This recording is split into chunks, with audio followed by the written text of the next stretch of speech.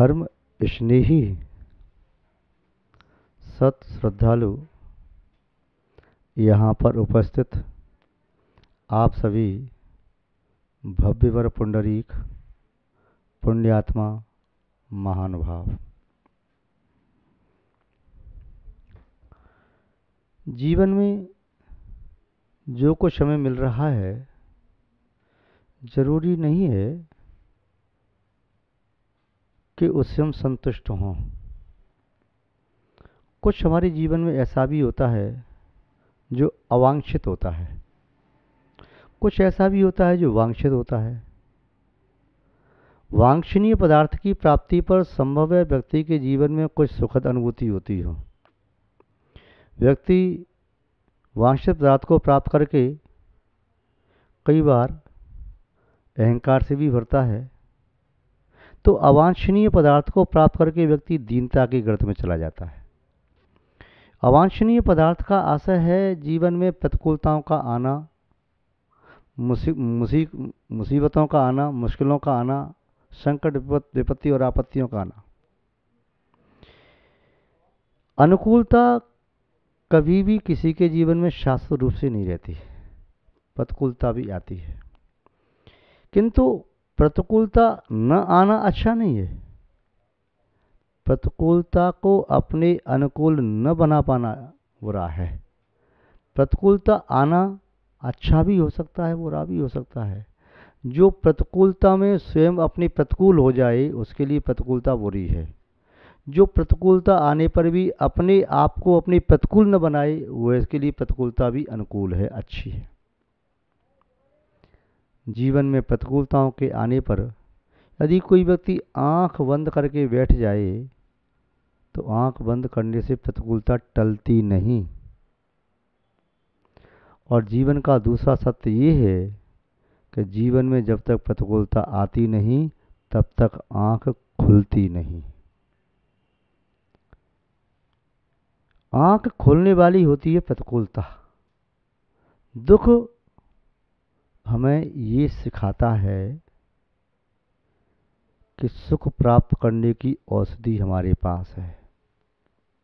दुख ये बताता है कि तुमने पूर्व में भूल की जिसका परिणाम ये है, और आज यदि भूल नहीं करोगे तो तुम्हें अच्छा परिणाम मिल जाएगा।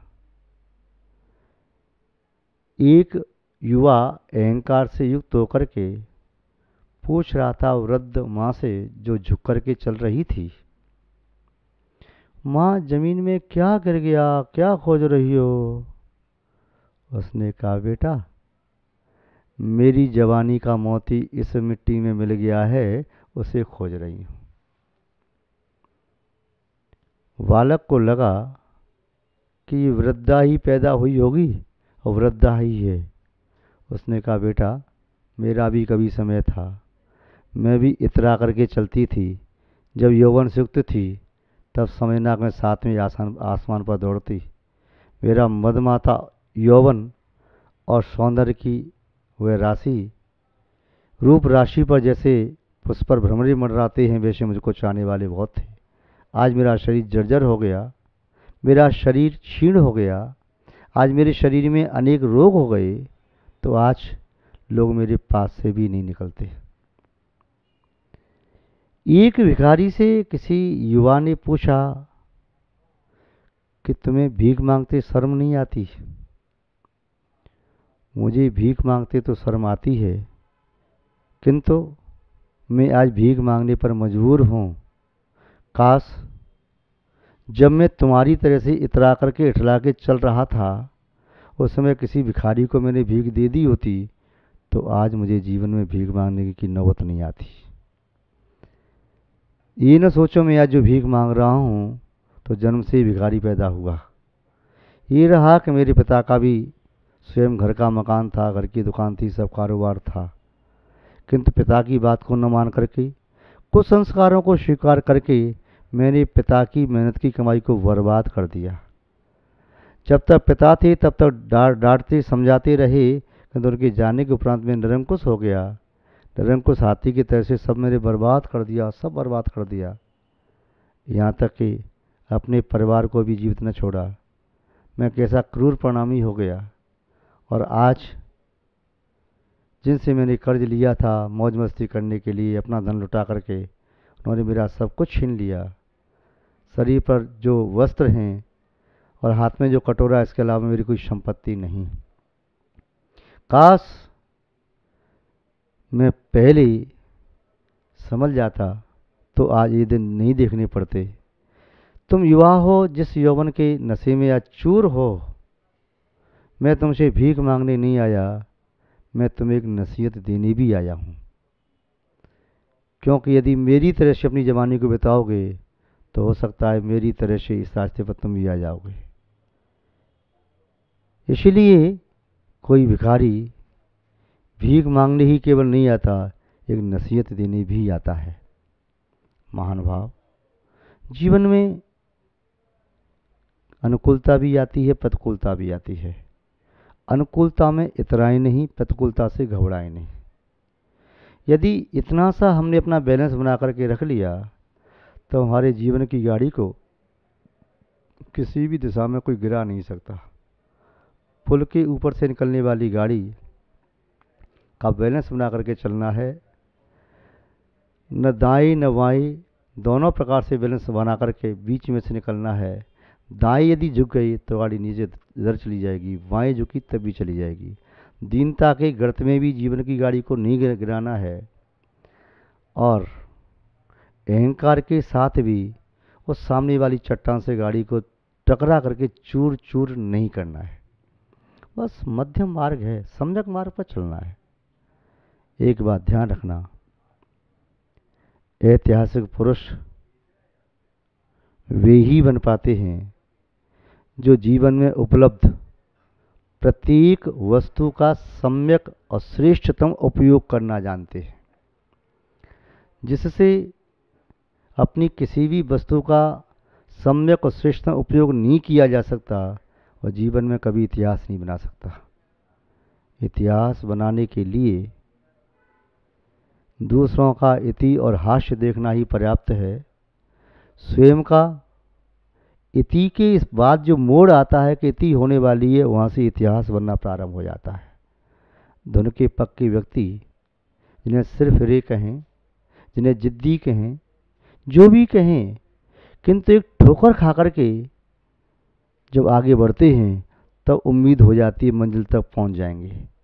जब तक ठोकर खा करके नहीं बढ़ते हैं तब तक संभावना रहती है इनकी गाड़ी कहीं भी गर्त में गिर सकती है। ऐतिहासिक पुरुष चाहे किसी को भी आप देख लें, उसने जीवन में कहीं न कहीं कोई प्रतिकूलता का सामना किया। उसके जीवन में कोई अचानक घटना घटी, उसने जैसा नहीं सोचा था वैसा हो गया। चाहे तीर्थंकर जैसे महापुरुष हों, और चाहे चक्रवर्ती रहे हों, चाहे कामदेव, बलभद्र, नारायण, सत्यनारायण, चाहे कोई भी हो, उसके जीवन में कोई न कोई ऐसी घटना घटी जिस घटना से उनका जीवन मुड़ गया। फिर उन्होंने सोचा इसका सदुपयोग करना परम आवश्यक है, दुरुपयोग करने से कुछ नहीं होगा। फिर वो सोचते अतीत में पूर्व भव में भी मैंने सदुपयोग किया था जो आज मैं यहाँ तक आ गया, अब इस भव का मुझे सदुपयोग करना है, तभी आना जाना ही मिट जाए तो वह व्यक्ति आगे बढ़ पाता है। यदि ग्रस्तों की अपेक्षा से देखें तो जिस व्यक्ति ने अपने जीवन में जितनी ज़्यादा प्रतिकूलता का सामना किया है और प्रतिकूलता में घबराया नहीं, ठोकर के बाद ठोकर खाता चला गया और सावधान होता गया, अनुभव आता गया, तब एक दिन उसके जीवन में वह आया कि उसने यथेक्ष सफलता को प्राप्त भी कर लिया। महानुभाव, सदुपयोग करने की कला हर व्यक्ति के पास नहीं होती। संसार में ऐसे अनंत जीव हैं, ऐसे असंख्यात प्राणी हैं, या ऐसे संख्यात मनुष्य हैं जिनके पास यथेक्ष उपलब्धि तो है, जो चाहते थे वो वस्तु मिल गई, किंतु ऐसे व्यक्ति बहुत कम हैं। उनका परसेंटेज यूँ कहें कि उंगलियों पर गिनने वाला परसेंटेज है जो अपनी उपलब्धि का सही सदुपयोग कर पाएँ। चाहे धन है, चाहे कोई साधन सामग्री है, चाहे जीवन है, चाहे समय है, चाहे सामर्थ्य है, चाहे अपनी समझ ज्ञान है, कुछ भी है, उसका सदुपयोग करना नहीं जानते हैं, तब उपलब्धि वरदान की वजह अभिशाप भी बन सकती है। इसलिए प्रभु परमात्मा से हमेशा कहते हैं, प्रभु जो कुछ भी हमें आप देना चाहते हैं दें, या हमें हमारे पुण्य से मिलता है तो मिले, किंतु वह मिली बाद में उसका सदुपयोग करने की कला हमें पहले मिल जाए, क्योंकि सदुपयोग करने की कला न मिली तो वस्तु प्राप्त होने पर वह हमारे लिए अभिशाप बन जाएगी, हमारी सुख का कारण न बन करके विशेष दुख का कारण भी बन सकती है। उपस्थित पुण्यात्मा महानुभाव, एक राजा वन भ्रमण के लिए गया, उसका मन बड़ा आनंदित है, आगे चला जा रहा है, रथ में सवार होकर के, साथ में उसके अंगरक्षक महाअमात्य मंत्री आदि भी हैं। बहुत दूर निकल गए, बहुत दूर निकल गए, अपने देश की सीमा के समीप पहुंच गए। अब लौटते समय धूप बहुत तेज हो गई, प्यास के मारे राजा का कंठ सूखने लगा। उसने महामात्य मंत्री आदि से कहा, कहीं पानी की गवेषणा करो, खोज करो कहीं पानी मिले। आसपास देखा, कहीं पानी दिखाई नहीं दिया। वहीं समीप में एक लकड़हारा दिखाई दिया। मंत्री ने कहा, तुम कहाँ रहते हो? वह कहता है, सामने वाली झोंपड़ी में। पानी यहाँ आसपास नहीं है? फिर तुम कैसे रहते हो? मैं पानी लाता हूँ, 3 दिन के लिए मेरा पानी काम दे देता है। मैं पानी अभी कल ही लाया था, तो कल भी मैंने उपयोग किया, आज भी उपयोग किया, कल का उपयोग और कर लूँगा, परसों फिर लेने जाऊँगा। तो आज अभी पानी राजा के लिए चाहिए, लीजिए, राजा के लिए प्राण हाजिर हैं, पानी क्या चीज़ है। उस लकड़हारे ने अपनी झोंपड़ी में से ला करके मिट्टी के घड़े में रखा हुआ पानी एक मिट्टी के पात्र में ही भर करके दे दिया। राजा ने पानी पिया, संतोष की सांस ली, ऐसा लगा जैसे प्राण लौट करके वापस आ गए। शायद ये पानी नहीं मिलता तो संभव था प्राण कूच कर जाते। राजा मंत्री के साथ और सब लोग थे, वो कुछ देर विश्राम करके पुनः लौटने लगते हैं। तो राजा कहता है, हमें कृतज्ञता ज्ञापित करना चाहिए उस लकड़हारे की जिसने हमारे प्राण बचाए। महाराज, आप जैसे चाहें, उसको धन्यवाद देना चाहें मैं दे आता हूँ। नहीं, धन्यवाद के साथ साथ कुछ और भी देना है। महाराज ठीक है, जो आप कहें, मैं सोने की 2-4 मोहरें दे करके आता हूँ। नहीं, हम स्वयं ही चलेंगे। राजा झोंपड़ी तक पहुँचा, लकड़हारे से कहा कि तुमने बड़े परिश्रम से दूर से लाया हुआ जल स्वयं के लिए रखा था, वह आपने हमें पिलाया है और आपने हमारे प्राण बचाए हैं, इसलिए हम तुम्हें ये चंदन का सारा बगीचा तुम्हें दे देते हैं। इस चंदन के बगीचे को आप प्राप्त करो और आप लकड़ी काटते हो, व्यवसाय करते हो, इसके माध्यम से सुखी हो जाओ। वे राजा तो चले गए, सब के साथी महामात्य मंत्री अंगरक्षक सभी चले गए साथ में। वह लकड़हारा आज भी उसी झोंपड़ी में रहता है और लकड़ी काट काट करके वह जैसे पहले ही बेचता था, लकड़ी सीधी नहीं बेचता था, क्यों लकड़ी बेचने में उसे मूल्य कम मिलता था। वह लकड़ी को पहले अपने यहाँ जलाता था और जलाने में वहाँ शीत ऋतु थी तो उसकी सर्दी भी दूर होती थी, तो लकड़ी का कोयला बनाता था, कोयले भर कर के सिर पर रख कर के ले जाता बाजार में और कोयले को बेच देता था। उस लकड़हारे ने उस उद्यान के चंदन के बाग की लकड़ियाँ काट काट के कोयला बना करके बेचना शुरू की। थोड़े से कुछ पेड़ बाकी बचे। एक दिन राजा के मन में पुनः विचार आया कि वन भ्रमण के लिए चलना चाहिए, और वन भ्रमण के लिए जब गए, दूसरी दिशा में गए, अचानक उस स्थान को देख कर के याद आया कि यहाँ पर पानी का साधन नहीं, लौटना चाहिए, नहीं तो वैसी दशा हो जाएगी। यह सोचते ही उन्हें याद आया कि अरे, हमने लकड़हारे को एक चंदन का वाग दिया था, वह लकड़हारा तो मौज मस्ती में होगा, सेठ जैसा बन गया होगा, चलो चल करके देखते हैं। जाकर के देखा, मंत्री से पूछा। मंत्री ने कहा कि महाराज वो तो वही झोंपड़ी, वही टूटी सी खाट वहीं ऐसे पड़ा हुआ है। और चंदन के बाग का क्या हुआ? महाराज वो तो पूरा कट गया, 2-4-6 पेड़ रह गए बस बाकी। अरे पेड़ भी चंदन के सब काट दिए, बेच दिए, फिर भी ज्यों की त्यों क्या किया इसने? पूछो तो सही। महाराज पूछा था उससे, उसने कहा कि मैं लकड़ी को जला करके कोयला बना करके बेचता था, तो मैंने उस लकड़ी का भी कोयला बना के बेच दिया। ओहो, उसने बहुत बड़ी भूल की। राजा ने कहा चलो हमसे समझाते हैं। उससे कहा एक लकड़ी यहाँ से लेकर के आओ और उस लकड़ी को लेकर के बाजार में जाओ और बेच करके आओ, लकड़ी कितने की बिकती है। लकड़ी का छोटा सा चंदन का मूठा था, लेकर के गया। वह लकड़ी बाजार में जैसे भी लेकर के गया, 1000 रुपये की थोड़ी सी लकड़ी बिकी। वह तो आकर के राजा के चरणों में बैठ के रोने लगा, महाराज मेरा अपराध क्षमा करो, मैं नहीं समझ पाया कि आपने मुझे क्या निधि दे दी, मैं आपके द्वारा दे निधि का सदुपयोग नहीं कर पाया महाराज। मैंने आपके चंदन के बगीचे को यूं ही जला दिया, नष्ट कर दिया महाराज। जिस चंदन के बगीचे के माध्यम से सैकड़ों परिवार पल सकते थे, इतनी छोटी सी लकड़ी 1000 रुपये की बिकी। मैं तो कोयला बनाता 10 पेड़ का भी, तभी 1000 रुपये का कोयला नहीं बिकता।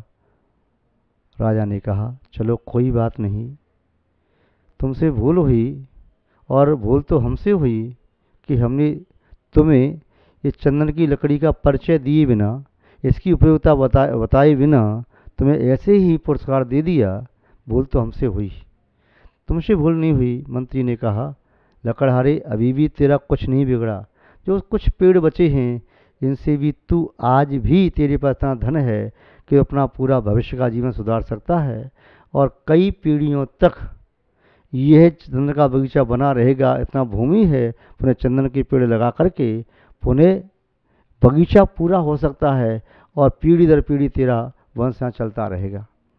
उपस्थित पुण्यात्मा महानुभाव, चंदन की लकड़ी का सदुपयोग बताए बिना, उपयोग करने की विधि बताए बिना चंदन का बगीचा देना राजा के लिए भी भूल थी और लकड़हारे के लिए भी। ऐसे ही हमारे जीवन में जो कोई भी विशेष उपलब्धि होती है, उस विशेष उपलब्धि की यदि हम सार्थकता कैसे करें ऐसे नहीं जानते हैं, तो विशेष उपलब्धि वरदान न होकर के अभिशाप भी बन जाती है। तो हमें सदुपयोग करने की कला पहले सीखनी है, वस्तु को बाद में प्राप्त करना है। इन्हीं सद्भावनाओं के साथ कि आपका मंगल हो, शुभ हो, कल्याण हो, हम अपनी शब्द श्रृंखला को यहीं पर विराम देते हैं। जय बोलिए श्री शांतिनाथ भगवान की।